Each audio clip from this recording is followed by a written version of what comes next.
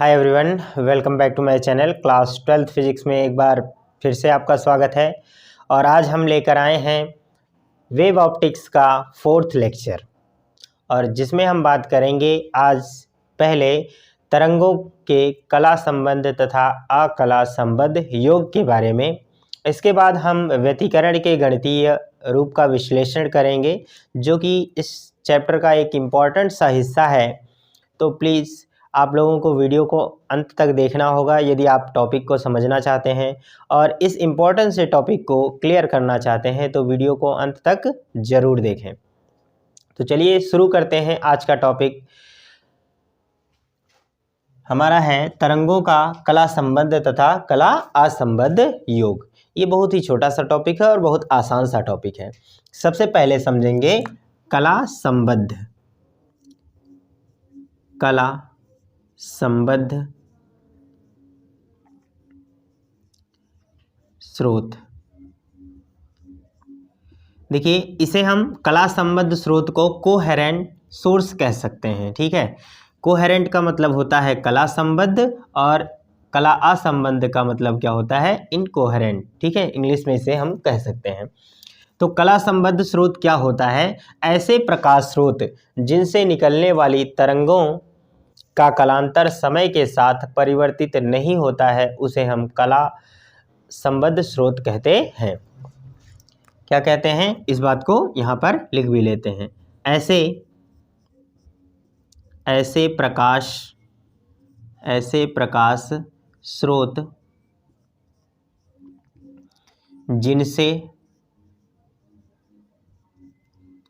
उत्सर्जित होने वाली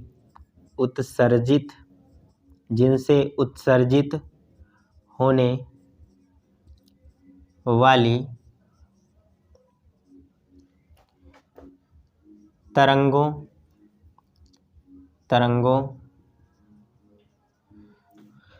का कलांतर यानी फेज जिसको कहते हैं, कलांतर समय के साथ अपरिवर्तित रहता है, अपरिवर्तित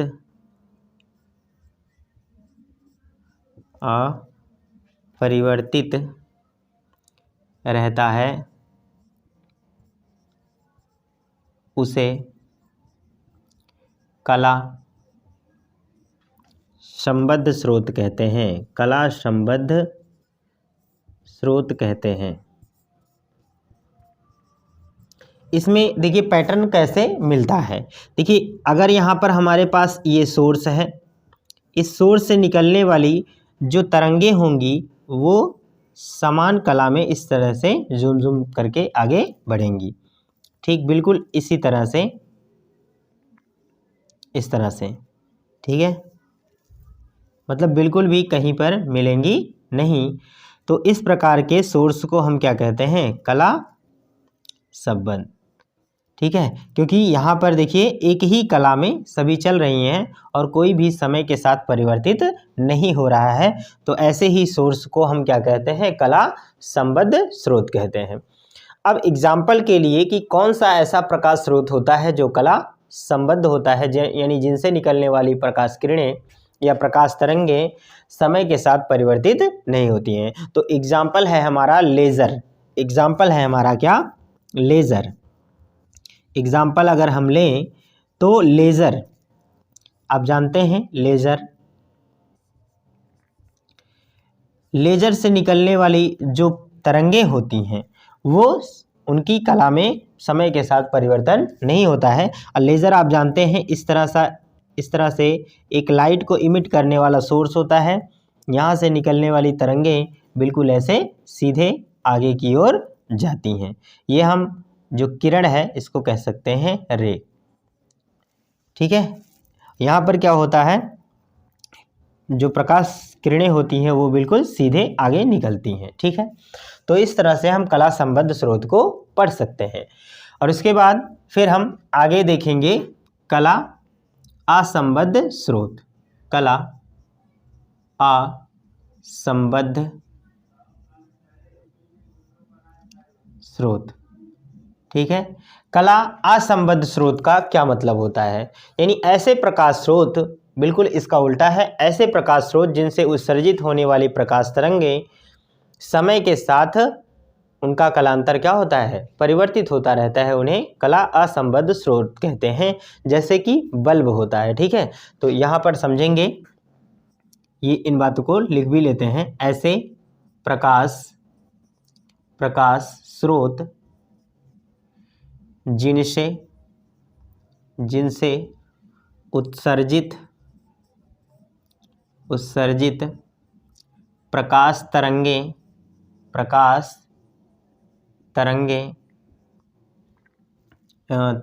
नहीं बल्कि तरंगों का कलांतर समय के साथ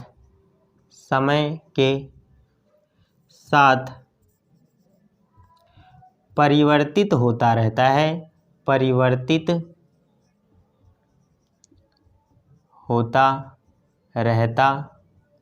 है, उसे या उन्हें कला असंबद्ध यानी इनकोहेरेंट सोर्स कहते हैं, स्रोत कहते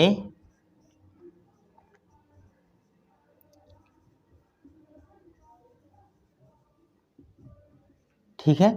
तो देखिए, जैसे यहाँ पर जब प्रकाश स्रोत होता है तो यहाँ से निकलने वाली जो प्रकाश तरंगे होती हैं, तो कुछ तरंगे इस तरह से जाएंगी, ठीक है। कुछ तरंगे तो यहाँ से निकलने वाली ऐसी भी जाएंगी, ठीक है। और कुछ तरंगे ऐसी भी जा सकती हैं, या कुछ तरंगे हम इस तरह से भी ऐसे कर सकते हैं। मतलब वो जगह जगह पर क्या करती हैं? ओवरलैप करती हैं, मिलती रहती हैं। तो ऐसे स्रोत को हम क्या कहते हैं? कला असंबद्ध स्रोत। यहाँ पर हम एग्जाम्पल के लिए ले सकते हैं, जैसे बल्ब। क्या होगा? एग्जाम्पल है हमारा बल्ब, ठीक है। बल्ब से जब प्रकाश किरणें निकलती हैं तो वो क्या होती हैं? चारों तरफ इमिट करती हैं, चारों तरफ निकलती हैं। तो ऐसे स्रोत को हम क्या कहते हैं? कला असंबद्ध स्रोत। इसमें क्या होता है कि जगह जगह पर प्रकाश तरंगें मिलती हैं, तो वहाँ पर हर जगह पर चमक ही होती है, कहीं पर भी अंधकार नहीं होता है। और लेकिन यहाँ पर जैसे लेज़र से निकलने वाली जो प्रकाश तरंगें या किरणें होती हैं, वो बिल्कुल सीधे जाती हैं, उनके कालांतर में कोई डिफरेंस नहीं होता है। तो दोस्तों, ये काफ़ी इम्पॉर्टेंट सा टॉपिक है और बहुत ही आसान सा है। तो उम्मीद है आप लोगों को बात समझ में आ गई होगी। यदि कोई डाउट हो तो कमेंट सेक्शन में लिखिएगा और इसे आप नोट करिए, फिर हम आगे कंटिन्यू करते हैं। अब हम अपना नेक्स्ट टॉपिक समझेंगे। इसमें प्रकाश के व्यतिकरण का गणितीय विश्लेषण। देखिए, इससे पहले अभी हमने पढ़ा कि कला संबद्ध तथा कला असंबद्ध स्रोत। तो इसमें से यदि किसी माध्यम में कला संबद्ध स्रोत है, यानी दो कला संबद्ध स्रोत हैं, और वहाँ से निकलने वाली यदि प्रकाश तरंगें आपस में मिल रही हैं, तो उनका परिणामी विस्थापन क्या होगा और वहाँ से तरंग की परिणामी तीव्रता क्या होगी, इन सब का हम डेरिवेशन करेंगे। तो चलिए शुरू करते हैं इस टॉपिक को। सबसे पहले आपको यहाँ पर लिखना होगा कि माना दो कला संबद्ध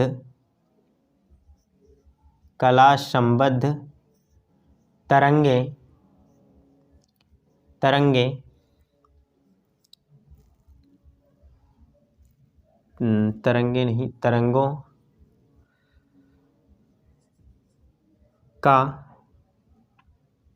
की आवृत्ति समान है तथा आयाम क्रमशः A1 व A2 हैं। A1 A2 का मतलब है, जैसे आयाम को इंग्लिश में एम्पलीट्यूड कहा जाता है, तो A1 A2 हैं तथा कलांतर फाई है। कलांतर फाई है किसी माध्यम में संचरित होती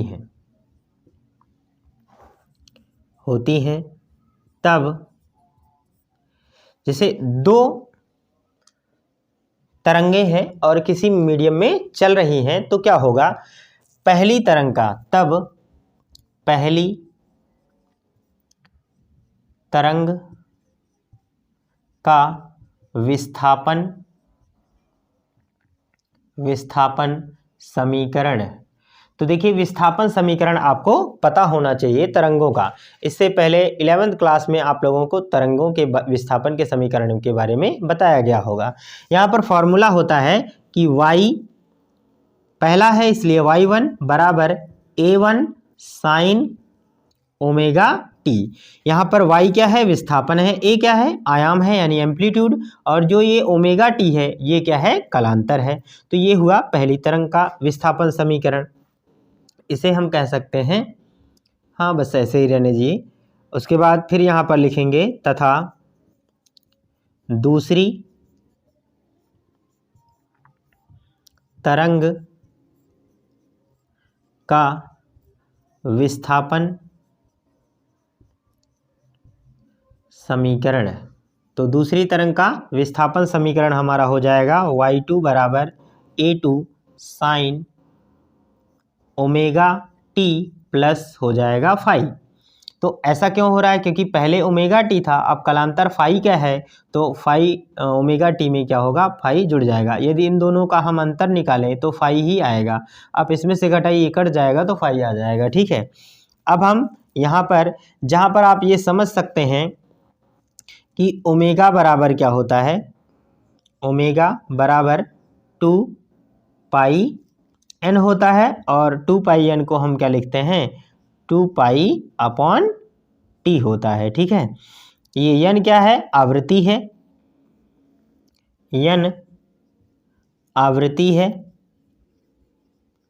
एन आवृत्ति, एन बराबर आवृत्ति है, और टी बराबर क्या है, आवर्तकाल है, आवर्तकाल। तो ये चीज़ तो आपको वैसे भी समझ में पहले से भी आ रहा होगा, आप इसे जानते भी होंगे। तो चलिए हम शुरू करते हैं आगे का टॉपिक। जब आप जानते हैं व्यतिकरण की घटना घटित होती है तो वहाँ पर अध्यारोपण का सिद्धांत लगाया जाता है, और अध्यारोपण के सिद्धांत से हम समझते हैं यहाँ पर क्या हो जाएगा, अध्यारोपण का सिद्धांत। यहाँ पर लिखेंगे अध्यारोपण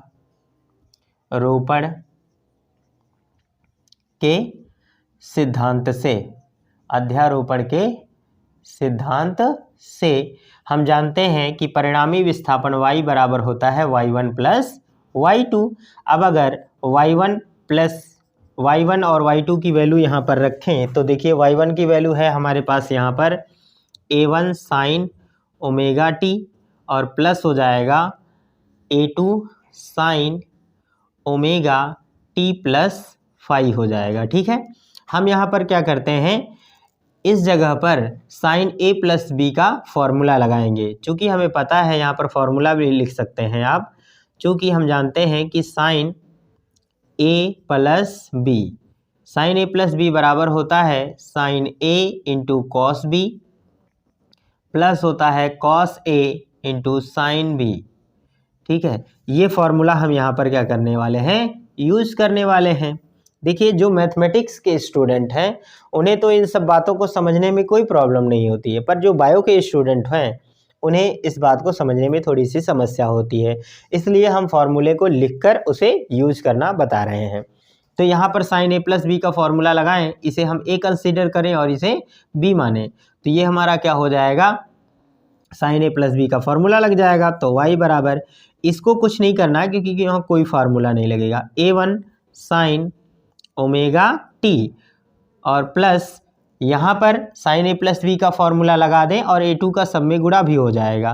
तो यहाँ पर लिखेंगे हम साइन a की जगह पे ओमेगा टी इंटू होगा कॉस फाई, और प्लस हो जाएगा हमारा कॉस ओमेगा टी, और इंटू हो जाएगा साइन फाई। अब देखिए ध्यान रखना है आपको, कि यहाँ पर A2 बाहर है तो A2 का क्या होगा, दोनों पदों में गुणा हो जाएगा। ठीक है, यहाँ पर ये भी हम लिख सकते हैं। अब आप देखिए कि यहाँ से लेकर यहाँ तक के पद में साइन ओमेगा टी कॉमन है, तो हम यहाँ पर लिख सकते हैं कि y बराबर, यहाँ पर साइन ओमेगा टी को कॉमन कर लेते हैं तो बचेगा क्या, साइन ओमेगा टी बाहर हुआ तो यहाँ पर बचा A1 प्लस इस जगह पर क्या बचेगा A2 और साथ में क्या बच गया कॉस फाई, प्लस यहाँ पर है हमारा A2 कॉस ओमेगा टी और इनटू हो जाएगा साइन फाई। अब हम यहाँ पर कुछ इसमें परिवर्तन करना चाहते हैं, क्योंकि हमें परिणामी विस्थापन निकालना है, तो परिणामी विस्थापन का जो समीकरण है वह भी विस्थापन समीकरण y बराबर a साइन ओमेगा टी के फॉर्मेट में ही आएगा, है ना। यहाँ देखिए साइन ओमेगा टी है और यहाँ एम्पलीट्यूड है, तो हम यहाँ पर भी ऐसा ही रूप बनाएंगे जो कि परिणामी विस्थापन के लिए समीकरण हो, जहाँ पर y बराबर a मतलब आयाम हो, उसके बाद साइन साथ में कलांतर होना चाहिए। ठीक है, तो इस फॉर्मेट को बनाने के लिए आप ध्यान रखें, यह तो हमें इसे a मान लेना होगा, अगर ये साइन a है तो यहाँ पर हमें कॉस b रखना चाहिए, यानी इस चीज़ को हम क्या मान सकते हैं, कॉस के पद में कुछ मान लें। तो हम यहाँ पर लिखते हैं कि माना, इसे आप कोई समीकरण नाम दे दीजिए, इसका नाम 1 रख दीजिए। ठीक है, माना A1 plus A2 cos phi बराबर हो जाएगा हमारा a, और यहाँ पर हम मानते हैं कॉस थीटा। ठीक है, अगर ये आपका साइन a और ये कॉस b हो गया, देखिए a इसलिए लिख रहे हैं एम्पलीट्यूड मानने के लिए। ठीक है, और इसमें आपका जैसे साइन a है ये पद, तो यह भी क्या है, इसमें a पद है, इसलिए हम A2 और साइन फाई को क्या मान सकते हैं, तो हम यहाँ A2 साइन फाई को यहाँ पर मान सकते हैं a, और इसे मान सकते हैं साइन थीटा। ठीक है, थीटा क्यों, क्योंकि इसमें भी कोण सेम रहना चाहिए। ठीक है, ए वाला पद तो बराबर है। अब इन मानों को इस समीकरण में रख देते हैं, इसका नाम 2 रख देते हैं और इसका नाम 3 रखेंगे। ठीक है, इस सब का मान रख देते हैं, समीकरण 2 और 3। अब अगर इन सब का मान इसमें भरेंगे तो ये हमारा आ जाएगा y बराबर साइन ओमेगा टी, और इस जगह पर a cos थीटा आ जाएगा, तो a को बाहर कर लें तो यहाँ पर बन जाएगा a, और यह चीज़ हाँ cos थीटा। ठीक है, ये हो जाएगा cos थीटा, और उसके बाद यहाँ पर है हमारा प्लस, यहाँ पर आ जाएगा cos ओमेगा टी और इनटू A2 और साइन फाई की जगह पे हम क्या रख सकते हैं, यहाँ पर देखिए एक यहाँ पर लिख लेंगे और यहाँ हो जाएगा साथ में साइन थीटा। ठीक है, तो इतनी बात आप लोगों को समझ में उम्मीद है आ गई होगी। ठीक है, तो आप क्या करिए, इसका एक बार स्क्रीनशॉट लीजिए, फिर हम आगे कंटिन्यू करते हैं। कुछ नहीं करना, वीडियो को पॉज करो, स्क्रीनशॉट लो, फिर मैं इसे कंटिन्यू कर रहा हूँ। चलिए स्क्रीनशॉट ले लिया, शुरू करें। देखिए इतनी बातें तो आप लोगों को पता चल गई होंगी, अब इसे हम क्या करते हैं, मिटा देते हैं। ठीक है,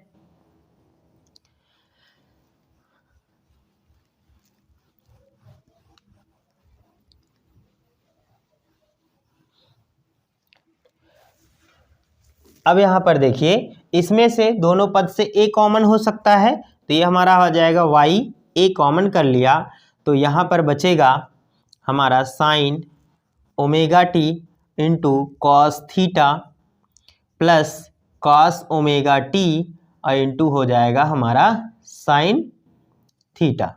अब देखिए फिर से यही वाला सूत्र हम अप्लाई कर लें, देखिए साइन ए कास बी प्लस कास ए साइन बी, इसी फार्मूले को यूज़ करें तो उधर से इधर वाला आ जाएगा, तो मैं लिख सकता हूँ इसे y बराबर ए, ये हो जाएगा साइन ए प्लस बी का फॉर्मूला, ए की जगह पे है हमारा ओमेगा टी और प्लस बी की जगह पे है थीटा, तो यह हमारा क्या आ जाएगा, परिणामी विस्थापन का समीकरण आ जाएगा। क्या आ जाएगा, परिणामी विस्थापन का समीकरण आ जाएगा। ठीक है, तो जहां ये लिख सकते हैं, जहां ए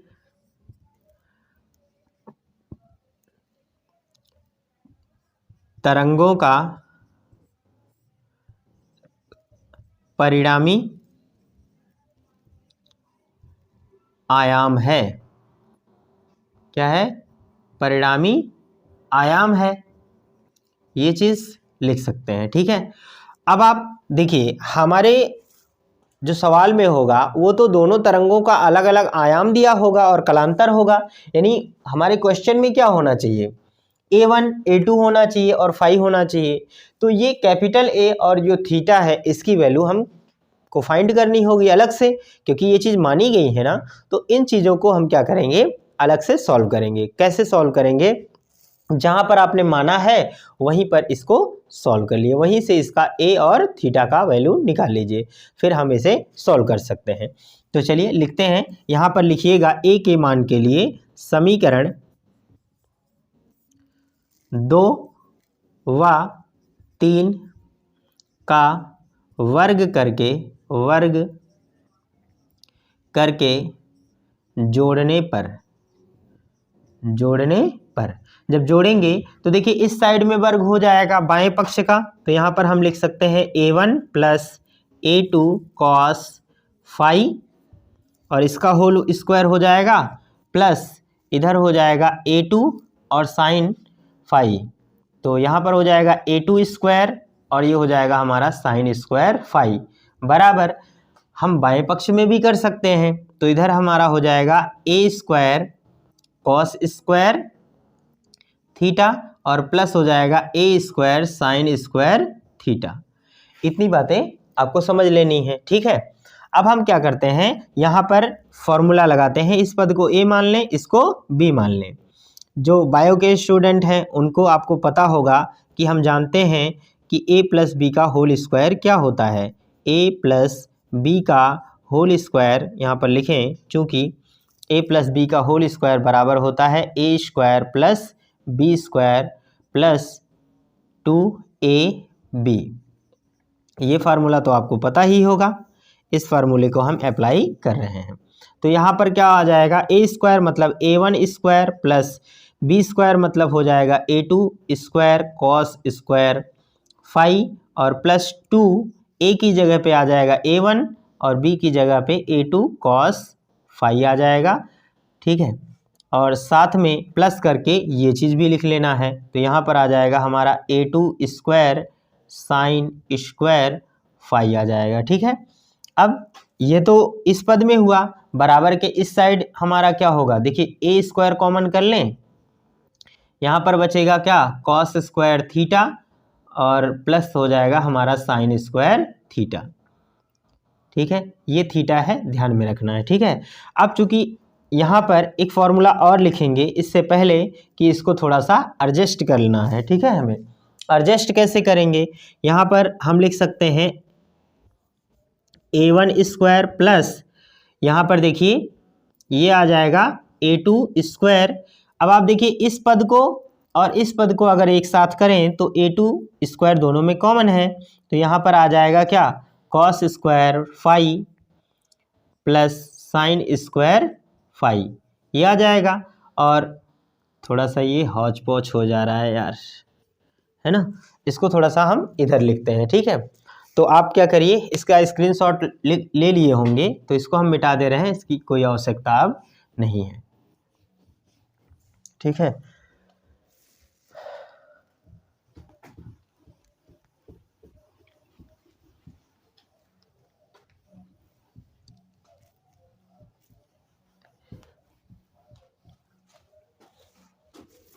हम यहाँ पर ये लिखते हैं इसको एडजस्ट करके। ठीक है, तो यहाँ पर भी लिख सकते हो, जगह थोड़ी सी है। हम यहाँ पर ऐसे लिखेंगे A1 स्क्वायर प्लस यहाँ A2 स्क्वायर कॉमन कर लिया, तो यहाँ पर बचा क्या? Cos square phi plus sine square phi, जब आप इस पद को इसके साथ करेंगे। ठीक है, और प्लस हमारा बचेगा 2A1 A2 कॉस फाई और ये बराबर हो जाएगा हमारा A2 square cos square theta plus sine square theta. ठीक है, यहाँ पर अब आप त्रिकोणमिति का एक सूत्र जानते होंगे कि हम जानते हैं चूंकि sine square theta plus cos square theta बराबर होता है 1। ठीक है, इस फॉर्मूले को अगर यूज करें तो यहाँ पर भी 1 हो जाएगा और यहाँ पर भी 1 हो जाएगा। तो मैं यहाँ पर लिख सकता हूँ, देखिए ये 1 हो जाएगा तो ए स्क्वायर आ जाएगा, हम इस साइड में लिख ले रहे हैं, बराबर यहाँ देखिए क्या बचेगा, A1 स्क्वायर प्लस हो जाएगा A2 स्क्वायर, क्योंकि यहाँ पर 1 हो चुका है। अब यहाँ पर क्या बचेगा, प्लस 2A1 A2 और ये हमारा हो जाएगा cos फाई। अगर हम a की वैल्यू निकालना चाहें तो वर्ग हटाएंगे तो इधर क्या आ जाएगा, रूट आ जाएगा। यह हमारा हो जाएगा A1 square plus A2 square plus 2A1 A2 और यहाँ पर आ जाएगा हमारा cos फाई। यह तो हमारा एक समीकरण बन जाएगा। इससे पहले हमने 3 समीकरण बनाए हैं, तो इस भैया का नाम रखते हैं 4। ठीक है, तो इस तरह से a की वैल्यू हम फाइंड कर लेंगे। अब थीटा की वैल्यू कैसे फाइंड करेंगे, थीटा की वैल्यू फाइंड करने के लिए इससे पहले हमने जो 2 समीकरण बनाए हैं उनका इस्तेमाल करेंगे। ठीक है, समीकरण 3 नीचे था यानी साइन की वैल्यू थी ना, 3 में 2 से भाग देने पर जब आप भाग देंगे तो देखिए समीकरण 3 क्या था आपका, था a साइन थीटा बराबर था A2 साइन फाई, यह था ना। और जब आप भाग देंगे दूसरे समीकरण का तो इसमें आ जाएगा a cos थीटा और बटे यहाँ पर हो जाएगा A1 प्लस A2, यह हमारा आ जाएगा cos फाई। अब देखिए a से a कैंसिल हो जाएगा, साइन बटा कॉस बराबर हम जानते हैं टेन थीटा होता है और ये बराबर हमारा आ जाएगा A2 साइन फाई और अपॉन में आ जाएगा A1 plus A2 cos phi.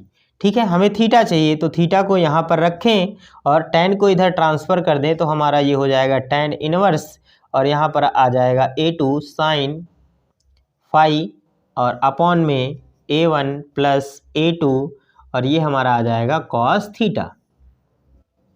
ठीक है, तो इस तरह से हम थीटा की वैल्यू को भी फाइंड कर सकते हैं।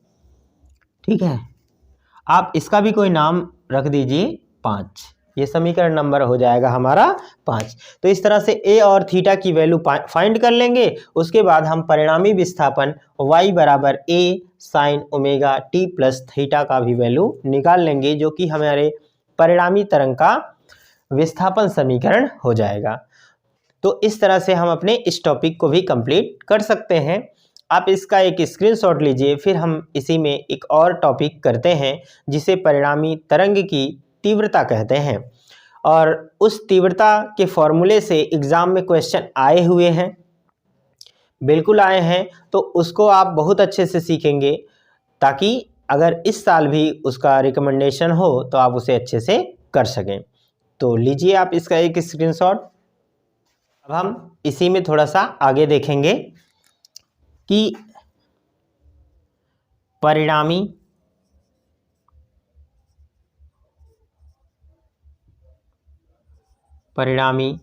तरंग की तीव्रता, ये टॉपिक करेंगे। छोटा सा टॉपिक है, ज़्यादा बड़ा नहीं है, इसी का एक है जो परिणामी विस्थापन निकाले हैं उसी का हम क्या करेंगे, परिणामी तीव्रता निकालेंगे। तो एक शर्त होता है कि किसी तरंग की तीव्रता को अंग्रेजी में इंटेंसिटी कहते हैं। क्या कहते हैं, इंटेंसिटी। ठीक है, इंटेंसिटी। तो इंटेंसिटी क्या होती है, किसी तरंग की जो इंटेंसिटी होती है उसके आयाम के वर्ग के अनुक्रमानुपाती होता है। याद रखें, इंटेंसिटी आई अनुक्रमानुपाती होता है उसके आयाम के वर्ग के। तो अब यहाँ पर क्या करते हैं, यहाँ पर जब अनुक्रमानुपाती का चिन्ह हटाते हैं तो कोई ना कोई कांस्टेंट ले आते हैं, बराबर लाएंगे। यहाँ कांस्टेंट हमने लिया है k और ये हो जाएगा हमारा a स्क्वायर। अब आप देखिए कि समीकरण 4 में a बराबर इतना है इससे ठीक ऊपर आप देखेंगे ए स्क्वायर बराबर इतना लिखा हुआ है, तो हम ए स्क्वायर की जगह पर लिख सकते हैं। यहाँ पर हो जाएगा आई बराबर के, और यहाँ पर आ जाएगा ए स्क्वायर की जगह पे हम लिख सकते हैं A1 square plus A2 square plus 2A1 A2, और ये हमारा आ जाएगा cos फाई। इसको लिख दीजिएगा यहाँ पर। ये सब कहाँ से किए हैं? समीकरण 4 से, है ना। समीकरण 4 की मदद से ऐसा हमने लिखा है, ठीक है। अब के का अंदर मल्टीप्लाई कर दें तो आई बराबर हमारा आ जाएगा कि के A1 स्क्वायर प्लस के A2 स्क्वायर प्लस 2, यहाँ पर के हो जाएगा 2k A1 A2, और यहाँ पर हमारा आ जाएगा ये cos फाई, ठीक है। इस तरह से हम इसे लिख सकते हैं। अब हम ये चाहेंगे कि इस पद को थोड़ा सा ब्रेक करना चाह रहे हैं, तो कैसे लिखेंगे? यहाँ पर देखिए हम लिख सकते हैं आई बराबर, इसको कुछ डिस्टर्ब मत करिए, के A1 स्क्वायर प्लस के A2 स्क्वायर प्लस, हम यहाँ पर ये चीज़ लिख रहे हैं 2, और यहाँ पर इसकी जगह पर अंडर रूट के A1 स्क्वायर, और यहाँ पर हो जाएगा अंडर रूट के A2 स्क्वायर, और यहाँ पर आ जाएगा cos फाई। ऐसा हमने कैसे किया है इस बात को समझिए। देखिए के और के 2 बार है और रूट में है, जब हम गुणा करेंगे तो करड़ी हट जाएगी, तो यहाँ पर आ जाएगा हमारा के, और A1 का स्क्वायर है ये भी करड़ी से बाहर आ जाएगा, और यहाँ भी A2 स्क्वायर है ये भी बाहर आ जाएगा। तो हम इसी पद को ये चीज़ लिख सकते हैं, ठीक है। अगर नहीं समझ में आया है तो थोड़ा सा हम इसे और ब्रेक करके समझाने की कोशिश करेंगे, ठीक है। आप इसका स्क्रीनशॉट ले चुके होंगे, इसे हम हटा दे रहे हैं, ठीक है।